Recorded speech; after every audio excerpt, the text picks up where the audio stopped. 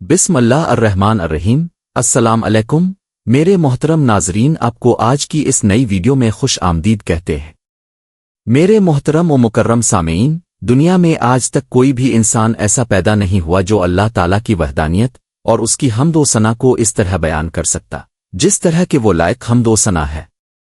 لیکن اگر اللہ تعالیٰ نے کسی کو اس لائق بنایا ہے کہ وہ اللہ تعالیٰ کو اس طرح پہچان سکے کہ جس طرح اسے پہچاننے کا حق ہے، تو بے شک وہ محمد و اہل بیت محمد کا گھر آنا ہے۔ میرے محترم ناظرین، آج آپ کو حضرت علی علیہ السلام اور ایک نجومی کے درمیان ہونے والے ایک واقعے کو نقل کریں گے، جسے سن کے بے شک آپ لوگوں کے امان تازہ ہو جائیں گے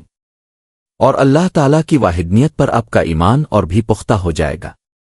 حضرت علی علیہ السلام جب ایک جنگ کے لیے جا رہے تھے تو راستے میں ایک نجومی نے آپ کو روکا اور آپ کو مخاطب کر کے فرمایا، امیر المومنین، اگر آپ اس وقت نکلے تو علم نجوم کی روح سے مجھے اندیشہ ہے کہ آپ اپنے مقصد میں کامیاب نہیں ہو پائیں گے۔ جس پر اپنے ایک فصیح و بلیغ خطبہ اللہ تعالیٰ کی وحدانیت کے بارے میں بیان کرتے ہوئے فرمایا، تمام حمد اس اللہ کے لیے ہے کہ جس کی ایک صفت سے دوسری صفت کو تقدم نہیں،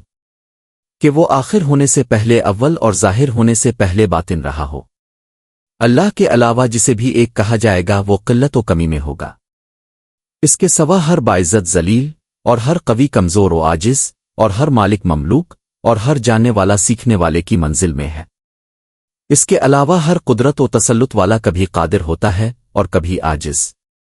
اور اس کے علاوہ ہر سننے والا خفیف آوازوں کے سننے سے قاصر ہوتا ہے اور بڑی آوازیں اسے بہرا کر دیتی ہیں اور دور کی آوازیں اس تک پہنچتی نہیں ہیں۔ اور اس کے سوا ہر دیکھنے والا مخفی رنگوں اور لطیف جسموں کے دیکھنے سے نابینا ہوتا ہے، کوئی ظاہر اس کے علاوہ باطن نہیں ہو سکتا اور کوئی باطن اس کے سوا ظاہر نہیں ہو سکتا۔ اس نے اپنی کسی مخلوق کو اس لیے پیدا نہیں کیا کہ وہ اپنے اقتدار کی بنیادوں کو مستحکم کرے، زمانے کے عواقب و نتائج سے اسے کوئی خطرہ تھا، کسی برابر والے کے حملہ آور ہونے، کثرت پر اتر آنے والے شریک، بلندی میں ٹکرانے والے مد مقابل کے خلاف اسے مدد حاصل کرنا تھی، بلکہ یہ ساری مخلوق اسی کے قبضے میں ہے اور سب اس کے عاجز اور کمزور بندے ہیں۔ وہ دوسری چیز میں سمایا ہوا نہیں ہے کہ یہ کہا جائے کہ وہ ان کے اندر ہے، اور نہ ان چیزوں سے دور ہے کہ یہ کہا جائے کہ وہ ان چیزوں سے الگ ہے۔ ایجاد، خلق اور تدبیر عالم نے اسے خستہ و درماندہ نہیں کیا، اور نہ حسب منشا چیزوں کے پیدا کرنے سے عجز سے دامنگیر ہوا ہے، اور نہ اسے اپنے فیصلوں اور اندازوں میں شبہ لاحق ہوا ہے، بلکہ اس کے فیصلے مضبوط، علم محکم اور احکام کا قطعی ہے۔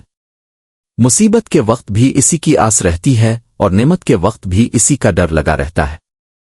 کیا تمہارا خیال یہ ہے کہ تم اس گھڑی کا پتہ دیتے ہو کہ اگر کوئی اس میں نکلے تو اس کے لیے کوئی برائی نہ ہوگی، اور اس لمحے سے خبردار کرتے ہو کہ اگر کوئی اس میں نکلے تو اسے نقصان درپیش ہوگا؟ تو جس نے اسے صحیح سمجھا، اس نے قرآن کو جھٹلایا اور مقصد کے پانے اور مصیبت کے دور کرنے میں اللہ کی مدد سے بے نیاز ہو گیا۔ تم اپنی ان باتوں سے یہ چاہتے ہو کہ جو تمہارے کہے پر عمل کرے وہ اللہ کو چھوڑ کر تمہارے گن گائے،